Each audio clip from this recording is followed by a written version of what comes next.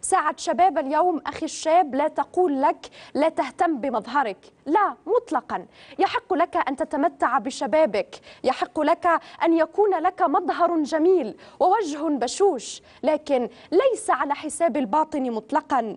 أخي الشاب حاول أن توازن بين المظهر الجميل وبين الخلق الطيب، بين صفات الشاب المسلم، حينها ستصبح مثل الأحجار الكريمة، جميلة من الخارج وأصيلة من الداخل. ألقاكم الأسبوع المقبل بمشيئة الله، ونفترق فضيلة الشيخ، نفترق على أنشودة قدمها لنا المنشد عبد الكريم حسيني الذي شارك في برنامج ساعة شباب. صراحة أثر في البرنامج وتأثر بالبرنامج، فأنشأ أنشودة لبرنامج ساعة شباب سنختم بها هذا اللقاء الطيب الجميل. نلقاكم بخير بمشيئة الله، دمتم في رعاية الله وحفظه، والسلام عليكم ورحمة الله تعالى وبركاته.